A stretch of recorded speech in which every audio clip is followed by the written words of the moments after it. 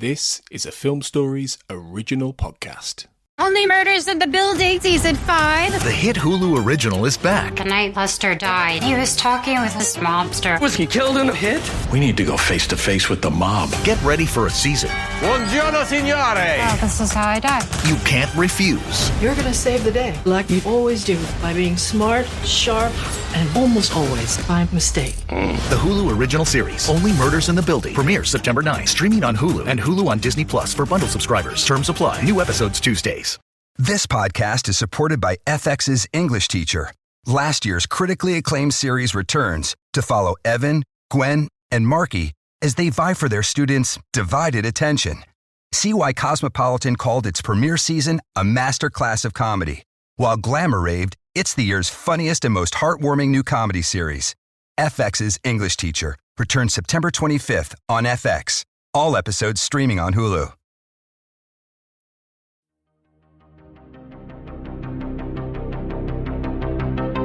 This is Writers on Film, the only podcast dedicated to books on cinema.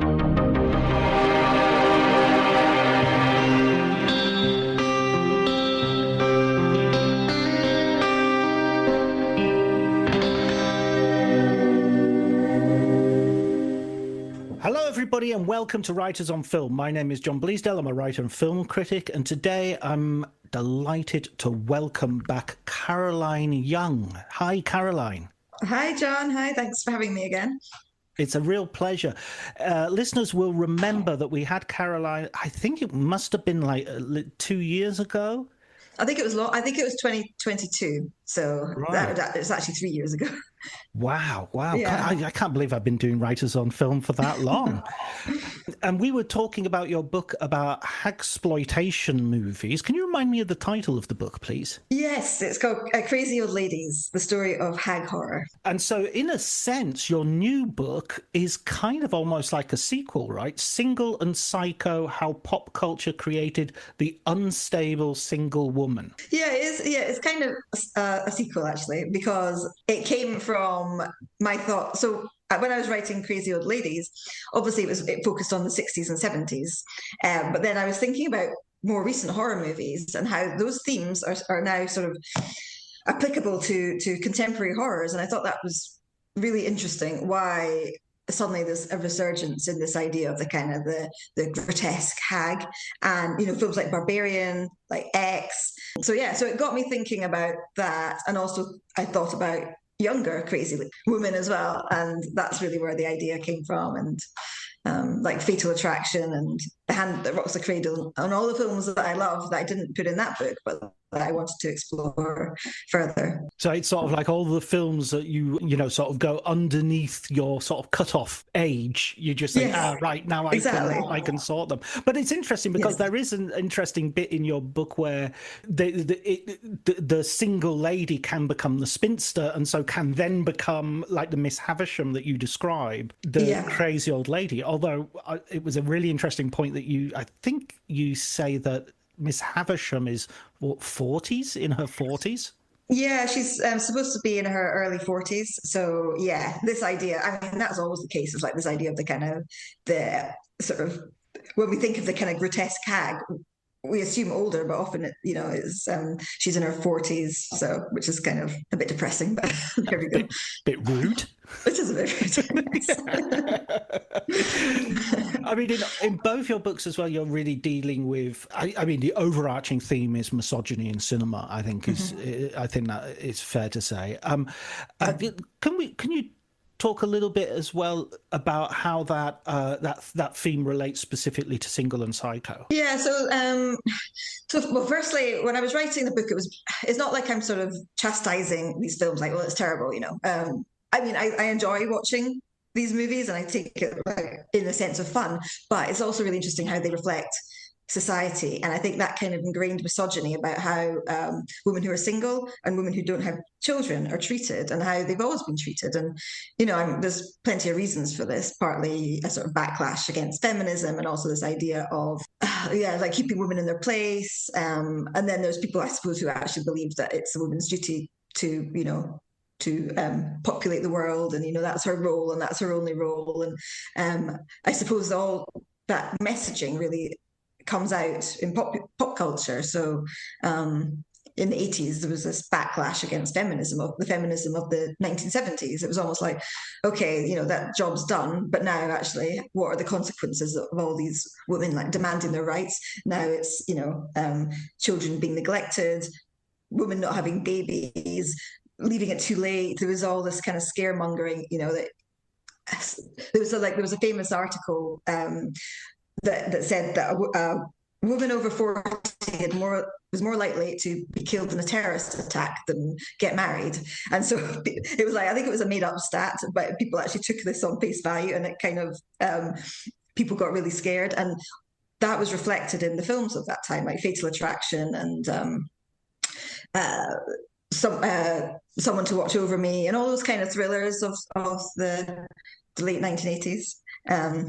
So yeah, that statistic even comes up. You mention it as coming up in, like, I think it's Sleepless in Seattle, or one of those rom-coms. Yes, that's right. Yeah, so they're discussing it. So Meg Ryan and Rosie O'Donnell, they're journalists, and so they're discussing it with their two male colleagues, and they kind of dismiss it. But it's sort of part of it. It's become so much part of the culture of the time that people referred to it and knew what that reference was about. I mean, that's crazy that it should be, so I mean, it's a little bit like the idea of bra burning. I remember reading once that bra burning never happened. It was a conflation of of feminists deciding we don't want to wear uncomfortable underwear that really is for the convenience of men being, either attracted or and draft people burning their draft cards, right? And so it was those two things being put together that people said, oh, the next thing that's going to happen is women are going to be burning their bras, and that became women are burning their bras. Right? Yeah, exactly. Yeah, it's got conflated. Yeah, it's a strange cultural phenomenon. Yeah. So going back to, like, you said right at the beginning, and we've already sort of referred back to it a couple of times. So let's dive into sort of Fatal Attraction as this sort of movie of this thesis, and the one which brings out the phrase bunny boiler. Maybe you could explain this to some. I don't know how big Fatal Attraction will still be in the. I mean, I remember it very much, but let's explain it just in case people haven't seen it. Well, so interestingly enough, I was chatting to a former work colleague of mine. I think he's like 30, something like that. And I was talking about this book, and I mentioned bunny boiler, and he didn't know where it came from. He knew exactly what it was. It was like just a way to describe a crazy woman, this sort of obsessive crazy woman. But he didn't know it came from Fatal Attraction. So what it refers to is Glenn Close's character, Alex Forrest, to torment Michael Douglas, and to torment his family. She kills the pet rabbit, and she boils it and leaves it on the stove. And it's kind of the culmination of her obsessive psychotic behavior, which now she's come into the home, and now she's threatening the family. And I think it's interesting as well because it ties into this notion of the witch. So the witch always boils things in cauldron. In Macbeth, the three witches are throwing like things like newts and toads and things into the cauldron. And I think the idea of boiling the bunny, it really taps into that witch-like behavior. And you could also say with the name Alex Forrest, the idea of Sabbath. I think she's the witch, and that idea of bunny boiler just caught on, and the expression just a couple of years later, the expression started to be used in terms of just referring to any woman who's exhibiting slightly crazy stalkerish traits. I wonder if people are being called baby reindeers now. Well, yes, because that is the updated version. I wonder. Yeah, I've not seen it, but it wouldn't surprise me. I must admit, I thought that immediately after I watched Adolescence. I thought any young boy called Jamie in school is going to get so much shit tomorrow, because it's just that's your name for the next. That's what you're going to have to deal with for the rest of the time. So, I mean, one of the things that I thought was very interesting that you brought up in your book, and I remember reading this also in the book Is That a Gun in Your Pocket, which was all about the female producers and heads of studios who became very powerful. And the person who was responsible for commissioning Fatal Attraction was one of those powerful women who had not taken over, but who had risen in the 1980s, Sherry Lansing, right? That's right. Yeah, she was very high up at Paramount, and she had seen a short film from 1979 called Diversion, written and directed by James Dearden, and she felt like she really connected with it. She felt like she was the woman in this film who's has an affair, a one-night stand with a married man, and then he sort of says, it was one night, but that's it. And she gets, she's so frustrated at this man rejecting her, and Sherry Lansing really connected with that. She felt like she'd been there, she'd experienced that sort of being dismissed by somebody, and so she asked James Dearden to create a full-length feature, and he moved it from London to New York, and it morphed into Fatal Attraction.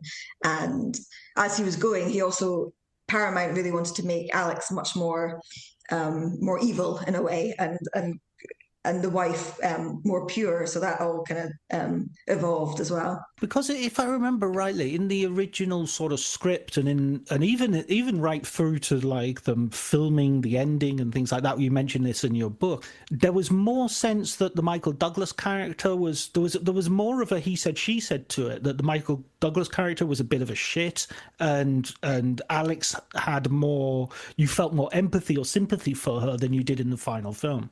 Yeah, they really sort of wanted to kind of create this sense of the sort of sacrosanct of the family as well. And there was also, when they tested the original ending where Alex, she kills herself in what was the original ending. And the audience, apparently, when they were watching it, they really felt like they wanted her to be punished. And yeah, so they changed the ending to make it kind of much more sort of horror movie-esque than what the original intention was. And then right at the end, the camera then focuses on the happy family, the picture of the happy family. That's interesting because it taps into what films in the 1980s and the mid 1980s going onwards were all about. It was about family values, and even when you watch action movies like Aliens, it's obviously got this idea of the kind of the family. And I was watching Die Hard 2, and it's interesting because Bruce Willis is all these women are attracted to him, but he always points to his wedding ring. So he's always like, I'm taken, even though all these women like really are after him. So yeah, it reflected that sense of holding on to family values, and the woman has to be punished. Yeah. And in the original Die Hard, it's all about him trying to get his family together, and he's upset that his wife is using her maiden name. Right. Yeah. So yeah, it's so interesting when you watch films of that era, and you can just really see that push for the family values at that time. And of course, in a way, this idea that sort of manifestation of Alex and then some of the other later people that you bring up in your book, the Rebecca de Mornay's character in The Hand That Rocked the Cradle and Poison Ivy. But you sort of take it back as well to like the figure of the femme fatale. Yes. Yeah. So, yeah, I really wanted to look at, the sort of the 1940s, early 1940s as well, this idea of the femme fatale, which really sort of tapped into the wartime anxiety and the fears, when men were away fighting in the war. It was, this idea of what are women up to when we're not here. So that was where the femme fatale came from. And there was an interesting film called I Wanted Wings, which is like a kind of Air Force drama, and it's Veronica Lake's first role, and she plays this sort of stereotypical psychotic girlfriend character. So it's all the tropes are kind of there, calling too much, stalking. She even pretends to be pregnant, and it's all those tropes that are then sort of shown in Fatal Attraction all those years later. This was a theme that ran through your whole book as I was reading it, actually. I kept thinking, 'twas ever so, because it feels like even as you're moving through decades, not years, but decades, it seems like it's the same preoccupation, the same paranoia, the same sexism. It doesn't feel like we're really making that much progress at times. Yeah, and I think if we do make progress, we kind of go back again. So yeah, it's interesting. It's we're now experiencing this kind of backlash against the 2010s feminism and the Me Too movement, and I think it's coming back full throttle, where this idea that feminism has gone too far, and all the stuff about tradwives and this idea of decreasing populations, and how it's women's duty to kind of keep the birth rates up and all that sort of stuff. So yeah, I think we're definitely like seeing a reflection of what it was like in the 1980s, I think. And also that combined with racism, with the recent Sydney Sweeney situation, where you have this idea that, I mean, I felt I had a bit of a sick in my mouth when J.D. Vance referred to her as an all-American woman, and Trump was talking about her being hot, whereas Taylor Swift isn't hot. And it's just like... Oh, geez, I mean, God almighty. Well, I mean, he would think that Taylor Swift was hot if she was a Republican. That's the thing. It's like, absolutely. Yeah, so, and maybe a bit younger as well. Yeah, there is that. Yeah, because she was, described as the childless cat lady as well. And Taylor Swift played up to that by posing with her cats. So, she went through, I mentioned in the book that she kind of goes through all that as well, this sort of being derided for dating too much. She was described as being a sort of fatal attraction type for various things that she was doing back when she was younger. I thought that was absolutely brilliant in the book, how you were able to expand into all these other sort of that these ideas were hitting cinema, but they were also, as you say, hitting popular culture just generally. And it's so hypocritical, because I remember listening to, there are male recording artists who have entire albums which are divorce albums. That Bob Dylan did an entire album of just divorce songs about how much he hates his ex-wife, and nobody bats an eyelid. And yet when Taylor Swift does a song about Jake Gyllenhaal, who I think is going to be okay, everybody, throws a tizzy. I know, yeah. And just, she was always, well, I suppose, I mean, a lot of her songs are about real people, but, she never really named the names, but it's always this idea that, this is what she always does. She always like names past relationships. And so she's dating too much. And men don't get that same criticism, like Harry Styles, for example. He's had so many girlfriends, and and I'm sure he writes about them in his songs as well. So we have the femme fatale, and we have Fatal Attraction sort of reinventing the femme fatale to some degree. I mean, in a way, I mean, that's also what's interesting is when you first see Glenn Close, she is someone who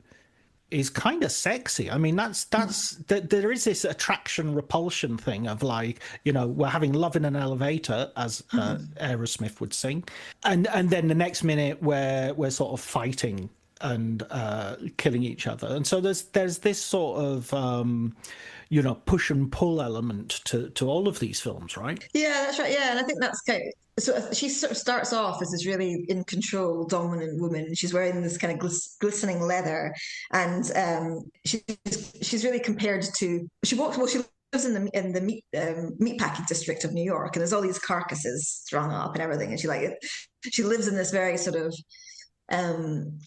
almost quite masculine apartment, it's devoid of decoration. And so she's really kind of quite shown to be this dominant character. But then when you strip it down, she just becomes kind of weakened and more obsessive. And yeah, it's interesting, that twist, that change in her character. Yeah, she sort of lives in the sort of place that Michael Douglas would live in Black Rain, He is, Yeah.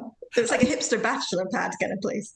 Absolutely, yes. Stripped down, and you just can't believe anybody could actually afford it. What does she do again? She's a publisher, and she affords it. She works in publishing. She works in publishing, and he's a lawyer in publishing, and she was like one of the editors, I think. Right. And so the two of them, Glenn Close and Michael Douglas, kind of pop up quite frequently in this book, because Michael Douglas especially seemed to be the poster boy for anti-woke before the thing even existed. That's right, yeah. I mean, because when he made Falling Down, which was like, I think, was that 93, 94 maybe? That was very much the kind of white collar worker who's had enough. He goes on a bit of a rampage because he's just fed up with society and life. And I think there was one scene where he takes a exception to like the way that McDonald's advertises their burgers or something. I remember that one. But yeah, so he's basically speaking for everybody. He's like fed up with modern society, and he goes on this big rampage because it's all about sort of how men have had enough, and they're hard done by. And that theme was also in Disclosure as well, which was 95, I think. And he goes on a bit of a rant about how it's women who are kind of have it easy, and it's the men who are suffering. And so, yeah, and I think these were kind of, I'm sure I don't think Michael Douglas is particularly like this bad guy, but I think that was his sort of preoccupation, that he thinks that, he'd probably say that woke madness has gone too far. That's kind of what he would have said back in the 90s. I mean, I actually had the pleasure of interviewing him a few weeks ago. Oh, wow. Yeah, and he's very nice. He's a very liberal. He's actually a very liberal bloke. I think what he would say in his own defense is probably that he was often playing people he considered villains that society turned into heroes. So, his most famous role is Gordon Gekko. And he was like, I'm playing a villain. This isn't meant to be a nice guy. And then society somehow went, he would meet these Wall Street traders who would all be adoring of him, because they're like, I came to Wall Street because of Gordon Gekko in Wall Street. And he would be like, but I was playing the villain. You're not supposed to like him. Greed is good was not supposed to be like a bumper sticker. It was. So I think his career has been somewhat, I mean, I do like Falling Down a lot. I'm not going to eulogize him as this great sort of liberal actor or anything, but yeah, there is this ambiguity, I feel, a little bit about him that he's. But I totally. Disclosure. I'm not going to spend any time defending. Basic Instinct, I think, is one of those films which is much more interesting. But I was really appalled to find out that, again, there's a sort of Maria Schneider situation with the actual making of that film. Right, the leg crossing scene. Yeah, it's interesting when Sharon Stone talks about it in her memoir. And yeah, basically she didn't know that they were going to be doing that shot, and she only found out in a meeting with lots of other people, like lawyers and various people who are involved in the film. And but she said that she had basically a choice: either she could demand that it's removed, or she just goes with it, and she decided to go with it. So yeah, but I mean, yeah, and I don't think Michael Douglas obviously didn't have anything to do with that particular thing. So yeah, I don't want to be too hard on him, because actually I do think he seems like I quite like him. I think he seems like a fair guy. So yeah, I was definitely not trying to be hard on him. The Sharon Stone situation I remember that coming out, and it got a lot of criticism because of the depiction of, Catherine Tremell. The character that Sharon Stone is playing is bisexual, and so I think it got a lot of grief from the gay community, which I think baffled Paul Verhoeven, because as someone who's Dutch, it's just like, why are you? As far as he's concerned, he's made gay films prior to this. He's not someone who is. He sees it in a broader context than perhaps the Americans who were watching. Yeah, I think Joe Esterhazy is probably baffled by it as well. But it just seemed to strike a nerve. I think this idea that gay characters are always the villains, and I think particularly maybe in the early 90s that kind of touched a nerve with what was going on at the time. More sort of drive for gay rights and all that kind of thing. And I think there wasn't so much representation. So I think people thought, well, if we're going to have any characters from our community, I think, do they always have to be villains? I think because I suppose it's true, it is always kind of the gay characters who were often treated as villains. Yeah, they were either comic or it's either Martin Short camping it up, or or someone Buffalo Bill in Silence of the Lambs or something. Exactly. Yeah, exactly. So as we get, after Fatal Attraction, and Fatal Attraction is massively successful commercially. It generates a huge conversation. How does it perform critically? Is it a bit of a mixed bag critically? It actually got good reviews. A lot of the reviews were really about its representation of the sensational aspect of it. But it got good reviews. It got Oscar nominations. Critically it did really well. And it was just a real sort of cultural turning point, if that's the right word, cultural touchstone, I suppose. It was just one of those films that really catches on, like it's just discussed everywhere.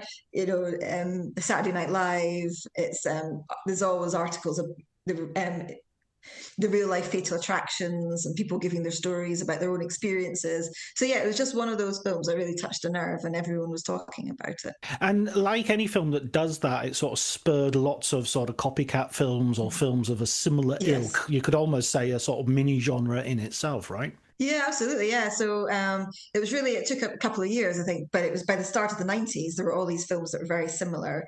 So it was Presumed Innocent, and then, which was kind of a similar theme of the sort of the affair and the man having the affair and the manipulative single woman.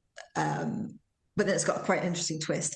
And then you had films like the kind of what they call the films that are called the blank from hell genre, which is one of my favorite genres of movie.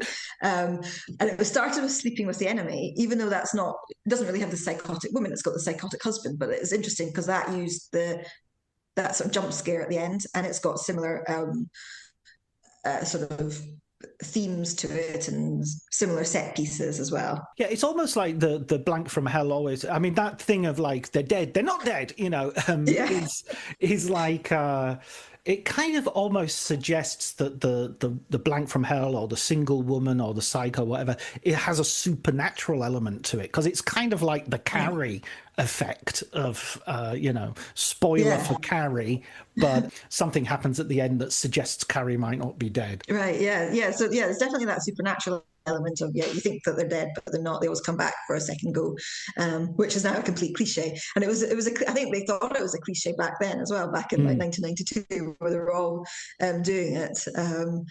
So Unlawful Entry, Single White Female, The Hand That Rocks the Cradle. I love all those movies, but yeah, they definitely were cliche-ridden. Well, is there a favourite one that you'd sort of like recommend that you sort of think? I saw The Hand That Rocks the Cradle at the cinema, but I must have been 12 or 13. Because I'd just started getting to films. I was reading Empire magazine, and I wanted to see all these films that I wasn't really allowed to see because I was too young. But I remember getting to go into The Hand That Rocks the Cradle. I don't know how they let us. But yeah, we went along to see it, and that's got a special place in my heart. I just really like that one. And Single White Female, which again I suppose is like bunny boiler in that it's coined an expression, the single white female. Again, a sort of slightly stalkerish single woman. Yeah, that's the interesting thing there is that it's the white that you point out, which had never occurred to me. It's like, why would you put that on an advert that you're white? I know, it's so funny. Yeah, you just would not do that now. No. Single white female seeks another white person, a Viking maybe. Sydney Sweeney, where are you? I know, it's just so wrong now, isn't it, when you think about it? And apparently Whoopi Goldberg took exception to that, so she said that she was going to audition for one of the parts, and rightly so. Except the Whoopi Goldberg went out with Ted Danson briefly. They were a couple. I don't know, it might not have been that brief. It might have been about a year or two actually. Yeah. And for her birthday party, Ted Danson turned up in blackface. I like, as a minstrel, I shit you not. Google it. If you think people get cancelled and all the rest of it, people get away with so much. It's not quite as stringent as you might think. I love those thrillers. I know what you mean. They're so appealing. They're so wrong, but in a way, their wrongness is kind of right as well. There's an element of we do fear things which we politically we're going, no, this isn't correct, but at the same time that is scary. Yeah, exactly. Yeah, and I think there's also a nice gloss to them as well. So there's kind of so I think they sort of tap into a kind of like this sort of wish fulfillment, because they have these, it's like architecture porn, beautiful homes, and it's like the domestic setting. Right. But then you have this sort of evil that's infiltrating this kind of beautiful house. And I guess at the time it tapped into the sort of fears of the early 90s, of what was happening at home, increased crime rates, all that kind of thing, instability of family life, just changes in society. Yeah, so maybe that's why more recently we've had a bit of a resurgence of those kind of films, because it's the same sort of fears maybe, and also this kind of wish fulfillment too. Yeah, it's always the sort of thing that you're kind of, I always wonder about Freud as well, you know, the nightmare is your fantasy disguised. So it's sort of like, maybe you want the nutty woman in your life, or you want the, you know, the nanny to become crazy. Yeah, well, yeah, it could be. It's liberating. Yes. But of course, one of the aspects of the book that I really found fascinating, and I really enjoyed it, really deepened. And I mean, enjoyed may be the wrong word, really. But you write about yourself quite personally in the book, and you sort of tie the themes of the book and the themes of those films with your own experiences, romantically, intimately, and which have not always been positive. Yeah, I decided to do it as a bit of a memoir as well. So yeah, that was I exposed myself a little bit, but yeah, it just seemed, it kind of made sense in my head about how those kind of came together. And yeah, I thought it was interesting to use examples of my sort of slightly fraught love life, and kind of. But I suppose just this idea that we're always, I suppose, told certain messages and how that impacts on us in real life. And I thought that was kind of interesting to explore that. This idea of, so one of the examples that I can think of is saying things like, or putting up with being in a bad relationship. And I did this for about 6 years. I was in a really not a good relationship. And I think it's this, firstly, this fear of when you're a woman and you're approaching your late 30s, it's really terrifying to think, you know, if I'm suddenly single, what am I going to do? And I had that fear. And also this idea that if you complain too much, you kind of get called crazy, or you get called a nag, and you don't want to be the bunny boiler. So sometimes we put up with a lot of bad things because of this bunny boiler trope. We want to be the cool girl. We don't want to be like this kind of the psycho. Yeah, and you actually get sort of, you know, Sex in the City and like 10 Ways to Lose a Guy, and, you know, he's really not that into you, sort of playing into some of those fears, but also sort of negotiating with them, and then you get things like Fleabag and sort of even more recent ways of trying to deal. Well, I mean, you're better at explaining this than I am. I should shut up and just let you explain it. Well, okay, I'll try. Yeah. So yeah, it's interesting when you come into the 2010s. There's a bit of a shift, and it coincides with the is it the third wave of feminism, or is it fourth wave of feminism? Where we really have you're not going to get me mansplaining feminism to you, Caroline. I saw that trap, and I give you permission to mansplain. I think it's fourth wave of feminism, where you get women who are now kind of owning their messiness, and and so you see that with Fleabag, with the TV series Girls, films like Girl on the Train, Gone Girl. These really kind of messy, chaotic, kind of violent, dangerous, alcoholic, all these kind of negative things, but it's sort of very sympathetic. And okay, maybe Gone Girls isn't quite so sympathetic, but yeah, Girl on the Train. And I find that really interesting, because it was almost like women sort of taking ownership of that crazy stereotype and saying, yeah, I'm messy, yeah, I drink too much, yeah, I do, you know, all this. And it's just much more sympathetic, and also kind of giving a diagnosis as well for like what's what's troubling them. I think in Fatal Attraction, the flaw was she was really sort of two-dimensional in her wickedness, and when basically she's got quite a lot to be justifiably annoyed at because she's pregnant and she's been rejected by this guy, and so I think by the time we come to the 2010s, it's a lot more. There's more of an explanation as well, and just really kind of owning that anger too. I think women were kind of holding in this anger, and then they were just letting it out, and this was expressed in a lot of television series that were written by women and films that were written by women. I mentioned Promising Young Woman because I thought that was a really great example of this idea of it now manifesting as revenge on men and men who take advantage of women, but in this kind of fun, sort of colourful way, but it's got that edge to it, if that makes sense. Yeah, no, it totally makes sense. And there's also this sense of, in that film in particular, that there's almost a limit to the fantasy of revenge. Exactly. It's almost like, So, because alongside that is, there was also this trend for films like Lucy with Scarlett Johansson and what else? Atomic Blonde with Charlize Theron. Yeah, the ones where it's like an female assassin. She's doing all these kind of really cool things, and you sort of want to be this person because she's like kicking butt, and just being really tough and really cool. So there's the whole genre of movies like that, which I really like. But I think Promising Young Woman is interesting because it's like, well, actually, that's not really achievable for, you might want to, you have this fantasy of doing all these kind of things, but actually in reality, that it's not going to work out in such a way, and it's got quite a sort of dark twist at the end to it. I suddenly started thinking as well of Aubrey Plaza as one is wont to do, as that sort of kind of new versions of women all the time. Of course there are. That's a silly thing to think, there are as many versions of women as there are individual women, But what I mean is sort of culturally as well, there are people who just don't fit in those slots. And I was trying to think, what was the name of that Aubrey Plaza film where she's like a criminal and she... Emily the Criminal? Yeah, Emily the Criminal. There you go. That's such a brilliant film, and it's so kind of doesn't fit anything that I've seen before, which is always a wonderful thing for a film to do.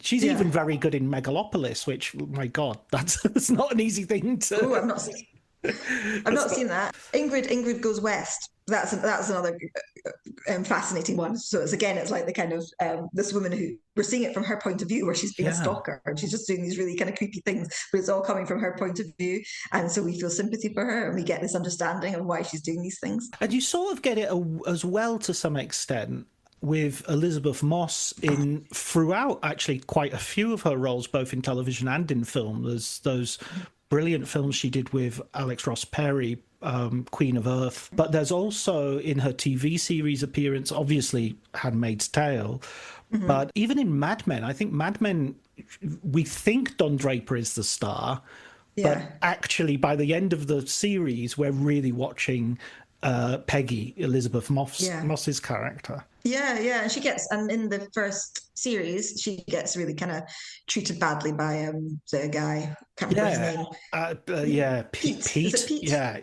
He's horrible. She ends up giving her baby up for adoption, and she gets treated really badly. But so we want her to succeed in the face of all the kind of just everything that would hold her back. Naturally, she actually overcomes it. And now making her way in a man's world, and a sort of how that works with female solidarity, and that's fascinating. It's a fascinating, that TV show. I think it has some fascinating things to say. So in terms of now, we've talked about Fleabag. I think you mentioned Michaela Cole's TV.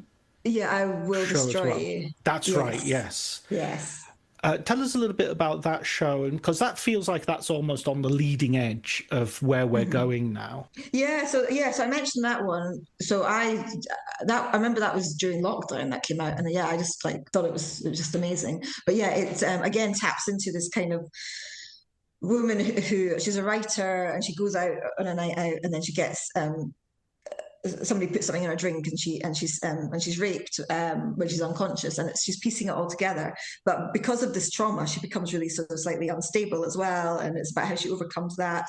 And then there's kind of at the end, she has these kind of fantasies of her revenge, about what she would do, and it's and you see these kind of different versions of what she has imagined she'll do to this guy, and some of that's very similar to Promising Young Woman, actually, which I thought was interesting that they both came out at the same time and both deal with similar themes. Sort of Dante's Peak and Volcano. It's right.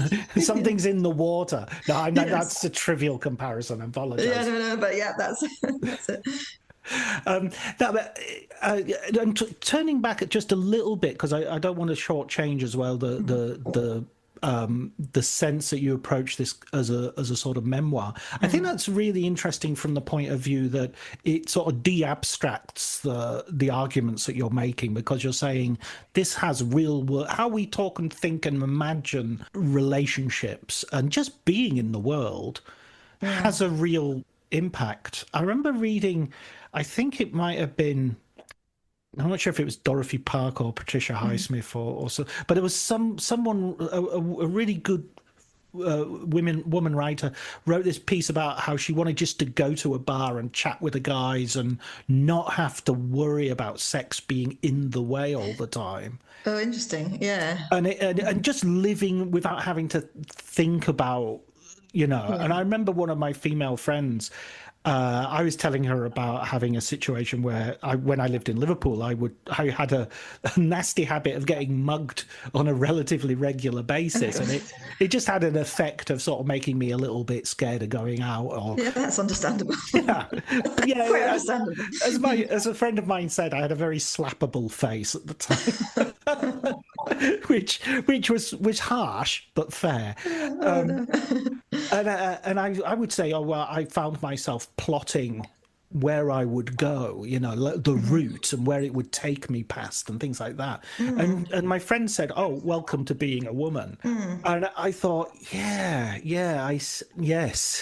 I see exactly what you mean. So I sort of, when I was reading your pieces, those pieces in particular, I was sort of thinking, we do sometimes take things very lightly, and then yeah, and that's not to say you can't reclaim them and take them as entertainment as well, but they can affect the way you think about yourself in a way that is negative or destructive, or other people think about you. Yeah, I think, So, when I was younger, I don't think I really thought about the kind of the danger or these. I did a lot of traveling by myself, and I think I was always surprised when I found myself okay, that was maybe a bit dangerous. And so I think I kind of always went through with this slight sort of naivety, actually. But I think this idea of I don't understand why can't a woman go and have a drink at a bar and not be a big thing. But sometimes I do think I've been in that situation where you're maybe judged a little bit more, or people think you're there for a purpose, and it's like, well, no, I just wanted to kind of sit and maybe chat, but not chat in a kind of way that you think I just want to chat with people to find out about them, because I'm in a foreign place, I'm in a different city or whatever. Right. So it's interesting then, I think, but there's all that dynamic, and that's explored in quite a few movies, like Looking for Mr. Goodbar with Diane Keaton, which was really when it came out, it really hit home with people. That was one of those films that's just had a massive impact that we maybe I don't think it's quite so well known, but at the time it had a really big impact, and it was Madonna based a music video for a song called Bad Girl in the 90s, which was directed by David Fincher, actually, that music video. But that was based on Looking for Mr. Goodbar. And there was, the themes of The Accused as well tie into that. Yeah, there were a couple I remember Extremities coming out as well around about, say, a little bit before Accused, with Farrah Fawcett, I think. Oh, okay, I've not seen that one. Yeah, it's another, it's those were the two, this is going to sound an awful way of putting it, but those were the two big rape movies of the, of that period, Right. I remember reading as well about the making of The Accused, and Jodie Foster said she had to go out every night and go to a disco and just dance in the middle of people, because she spent all day in this horrible situation, in this horrible character, and she just had to keep reconnecting to people. Otherwise, I read an interview with her where she was talking about how she could really relate to this character who just wants to put on her favorite song and dance and enjoy herself, and she doesn't realize that what that will result in and what that means, and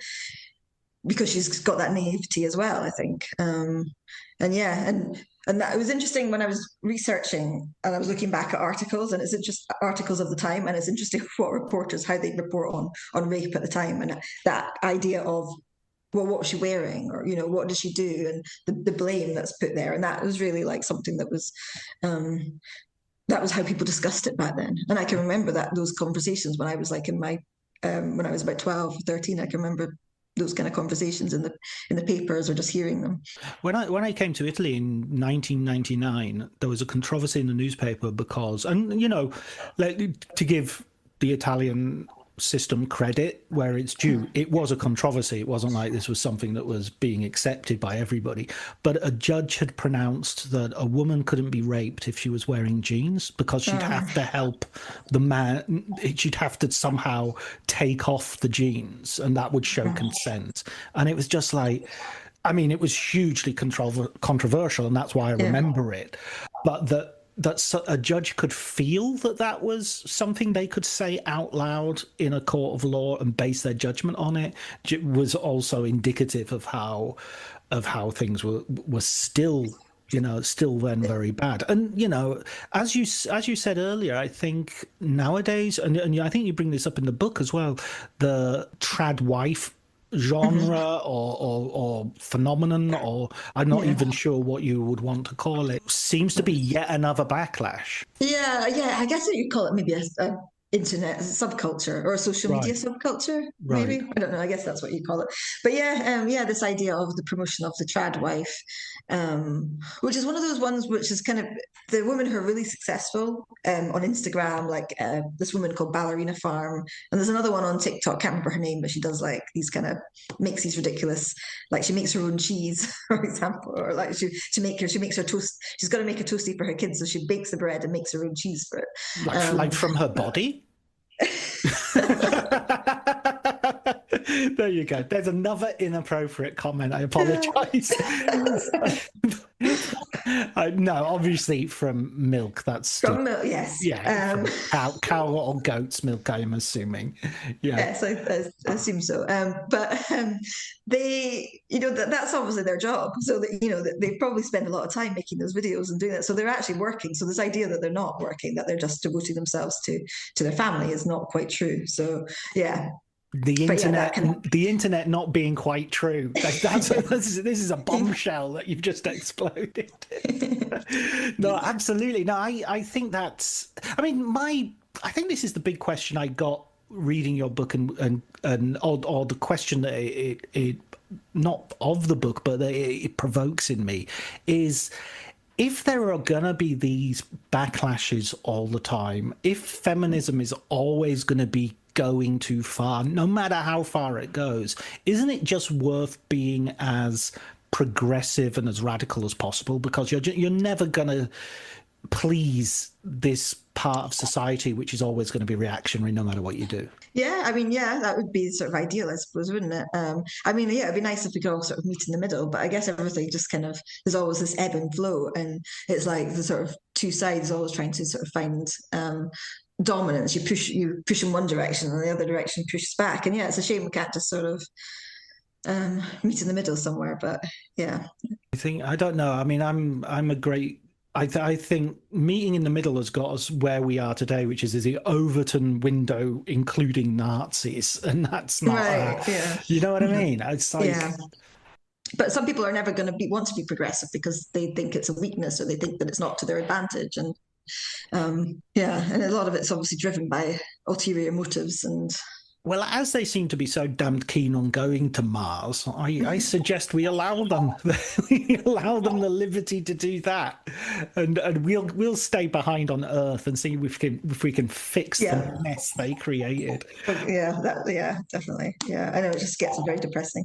It does, doesn't it? Let's move swiftly on. So I would love to ask for a final recommended book, Caroline. If you said earlier off mic that you've been reading a lot of books recently, a lot of film books recently. So so I was just trying to think about what ones. So what ones I've got? I've just read this one about Hitchcock's Frenzy, which was actually pretty good. So that was. Oh, that's an interesting film in terms of misogyny as well, because that's absolutely he really let it show on that one. Yeah, I actually really like Frenzy. It's I think it's interesting because it taps into cinema in the early 1970s, and it was about how Hitchcock was trying to keep on top of New Hollywood, and he was trying to find ways to kind of keep up with these other directors like Wes Craven. Some people, you might argue as well that Hitchcock always wanted to see what he could get away with Psycho and his other movies, and finally, with the collapse of the production code, he could really just show exactly what he wanted. But yeah, it's basically his last great work. And so yeah, I enjoyed reading this book, which was about the making of it. Raymond Fury. So yeah. Oh, right. I think that's such a good way of putting it. I think that's really interesting because you're so many of those like directors who have already made their names by the 50s Hitchcock starts in the silence. They would sort of tend to be sort of appalled by the loosening of certain strictures. But you're right, Hitchcock is kind of like, no, if I could get away with it, I'd do this, and this as well. I'd and that's what he wanted to show as much as he could in Psycho, and he's always wanted to push the boundaries there. Some people would say that it's because he's a dirty old man and all those kind of things, but I think I'm generous to him in that I feel that it was more about he always wanted just to keep up with filmmaking, and always he made films for his audience, so he wanted to provide things for his audience, and he knew that the audience were after sex, they were after violence. It was the teenage audiences. Drive-in was booming, and people wanted to see what they couldn't see on television, and that shock value I think he was interested in as well. I mean, does that follow as well to some degree with, like, the audiences that are going to see Fatal Attraction and a lot of these thrillers, they're made up of as many women as they are men. They're not solely men going to see these films. So are women coming away from those films going, yeah, we like the family, that burn the witch, or are they looking at it and going, oh, that's actually a very powerful transgressive character, even maybe not necessarily consciously thinking that, but it's touching those buttons as well? I think it's a bit of both. I think there's a sort of masochism in that. I think a lot of women do love to hate other women and want to see the downfall of characters like that. But at the same time, I think when you watch it, you feel sympathy. And I think probably a lot of women at the time when they watched it in the cinema, they were kind of like, oh, wow, okay, I've done the same thing. And they cringed a little bit too, and they felt like it was unfair how she was treated. So I think there's really a mix. And I think the audience would have been made up of majority of women, possibly. I think it's one of those films that would appeal as much to women as men, maybe more so to women.